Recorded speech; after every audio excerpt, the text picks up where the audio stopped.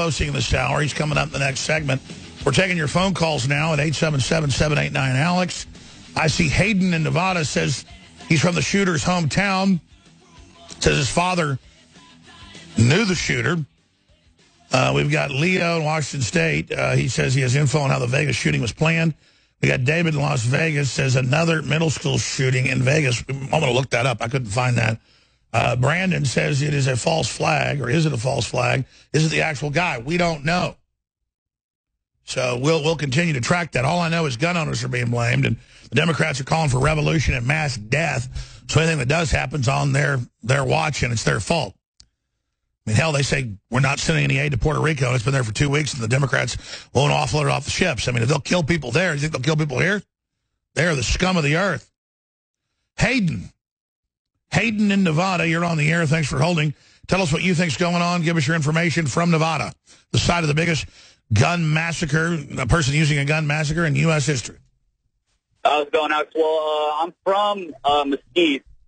And this morning when I woke up, my father, he works at the ER in the only hospital in Mesquite, and he said that he had recognized both of the people. So he doesn't personally know them, but he said that he had recognized them.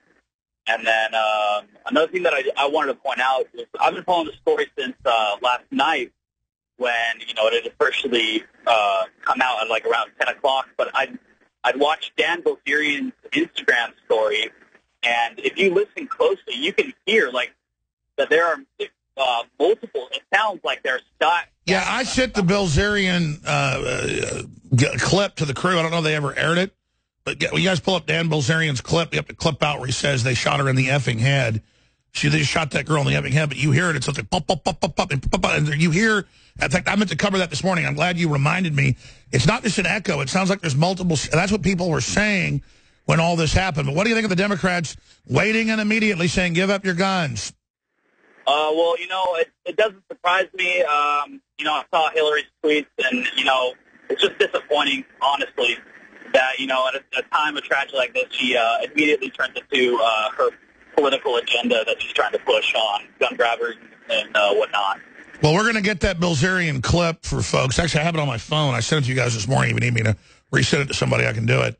But our grief isn't enough, she says. We can't.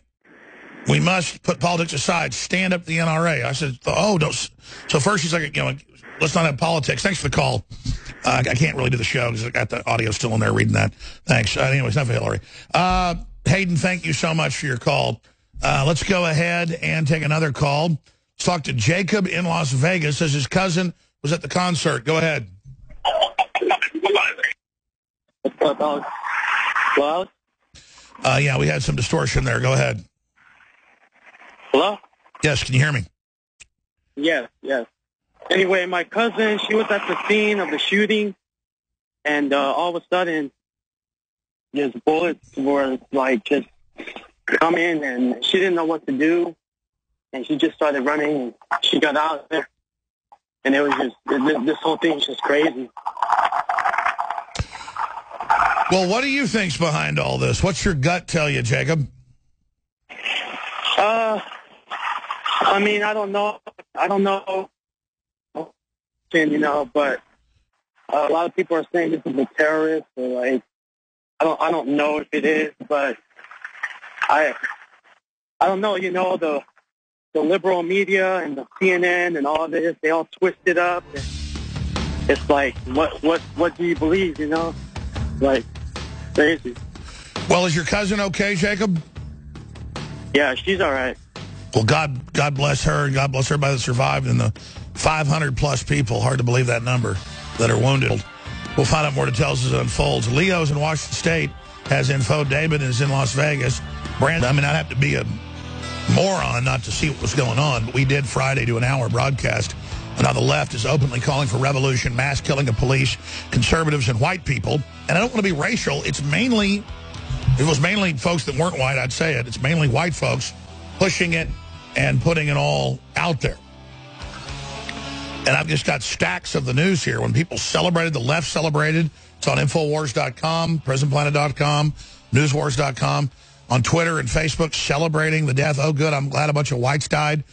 You saw when Houston got hit, most folks, leftists, thought that Houston was all white people, even though it was 70%, quote, minority.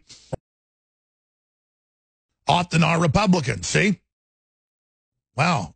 Fired their vice president. I mean, folks, I've got stacks of news here where they're celebrating it, and then they virtue signal that I want to kill whites, like the head of the Baylor department over vaccines. She's a white lady, and she goes, the problem's white people. We need to kill them. This is on TV, and everybody's looking at her at a conference going, excuse me? She goes, yeah, whites, let's kill them. And more, it's like, what's the most extreme thing you can say in this Trump derangement syndrome era? Wow, can we post that article immediately? Man, the CBS vice president fired for saying the whites deserve to die. And then you wonder why some weird leftist with ISIS doesn't declare responsibility unless they've done it, folks. They didn't declare it for France. They didn't declare it for Canada yesterday because they didn't know the people. Later, if it comes out they were with them, they'll say, okay, we declare responsibility.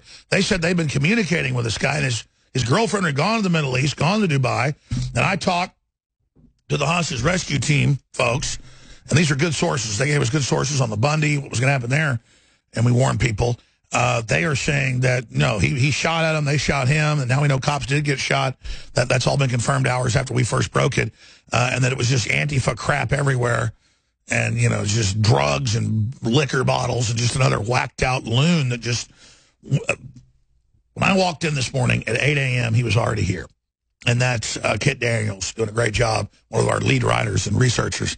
He said, Alex, let's look at him being on psychotropic drugs. Because they'll take somebody politically who's already whacked out and put them into la-la land. So we're going to take more whistleblower or eyewitness calls or people that have family there in Florida or there in Florida just got hit too. We're worried about Florida with everything there in Las Vegas, Nevada. We'll be taking those calls. The toll-free number to join us is 877-789-ALEX here in a few minutes. Then I'm going to let Posobiec take over. We got Chris in Vegas. We've got Leo in Washington State, Eric in California, David in Vegas, Brandon in Virginia. I'm going to go to those calls here in just a minute. But Jack Posobiec, I'm not surprised by all this. The Democrats are already saying it's white males. They're the problem. Simultaneously, though, because it was mainly whites being killed, they deserve it. While Trudeau, the Prime Minister of Canada, said after the Islamicist Somali ran over folks that, well, you know, this is white supremacy. We've got to end it. So, you know, it's going to make the Muslims mad. You know, they've got to kill some white people. So weird virtue signaling to the Muslims saying, please don't kill us. ISIS taking responsibility. But while the Democrats simultaneously blame white people, I mean, I think we've entered cloud cuckoo land here. What do you think? Yeah, Alex, we also saw Hillary Clinton, who would be president of the United States, but for Donald Trump, her first response, her initial response was to attack conservatives, attack the NRA, saying that they are to blame for this, that they want more of this, that's who's to blame here. Then she says, we don't want to make it about politics, but of course she goes and in the same breath makes it all about politics. She says, thank God the guy didn't have a silencer or else they wouldn't have been able to hear the gunshots. Well, Alex, they're not called silencers. They're called suppressors, and they're loud if it's a rifle.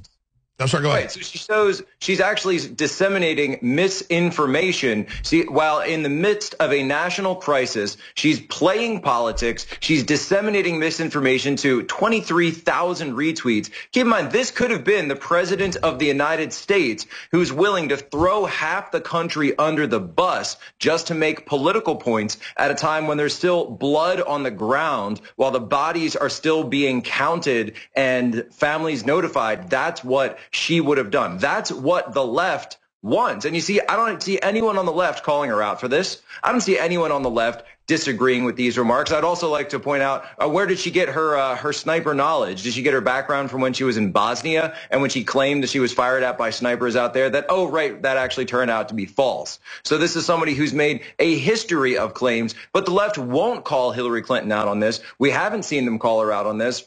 And so the question is, do they agree with her sentiments and the same sentiments that we saw here from CBS, this executive who essentially was almost praising. I would even call that praiseworthy comments of what this sniper did in Las Vegas by attacking them because they were Republicans. Well, they deserve it. They got what they deserved, this type of language. Why don't we hear more people on the left calling for an attack to this? Alex, you and I have taken the peace pledge. We've taken an anti-violent pledge. We said we don't support violence. We don't support any type of it. We did that in the wake of the Steve Scalise shooting. We held a peaceful rally outside of the White House. But instead, the left, all they seem to do is egg on this violence. And then they play dumb right after it happens and claim we did it. I mean, it's just the death of logic. They think we're not paying attention. I want to take a few calls and let you take over here.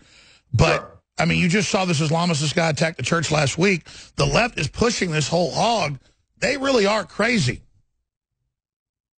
Alex, it fits their narrative because ever since Trump was elected, they want to sow fear and to discredit Trump, to discredit him from being the president. I also saw Katty Kay out of the BBC was saying, well, let's compare this to how Trump responded to San Bernardino. Let's compare it to how he responded to Orlando. And I said, wait a second. Trump wasn't president during those things. Why are you trying to tie those things that happened under Barack Obama's administration to President Trump just because he's president now? So what they're trying to do is create this sort of alternate reality where everything that's ever happened is Trump's fault and then use it as ways to attack him so they can move against him later to create those sort of conditions for when moving against the president, making open attacks against the president, calling for him to be impeached, calling for him to be taken out.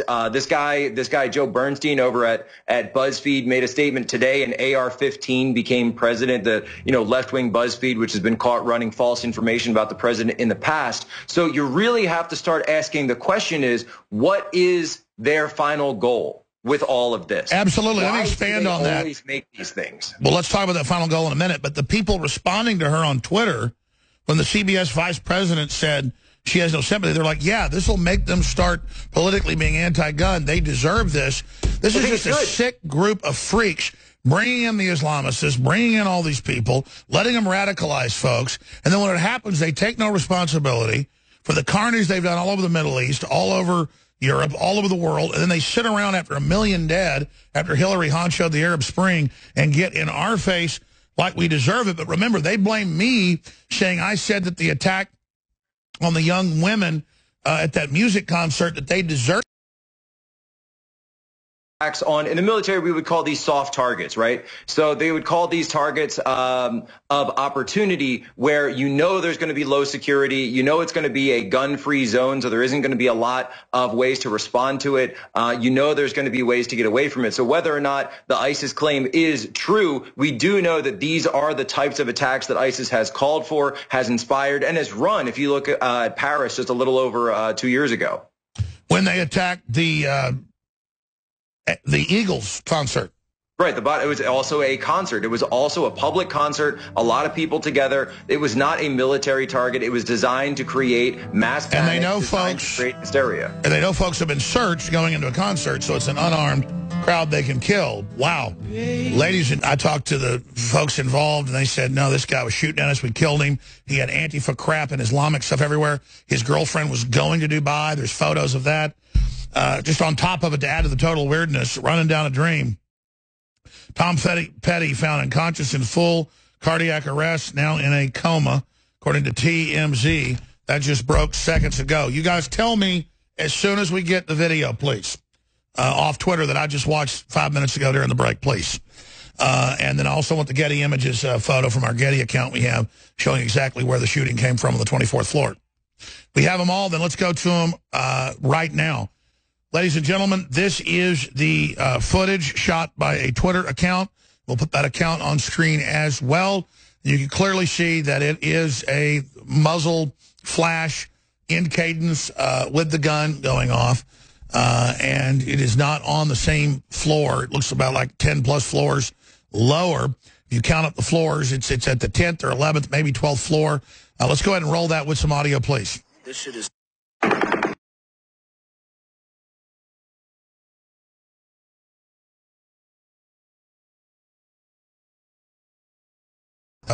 Roll it again.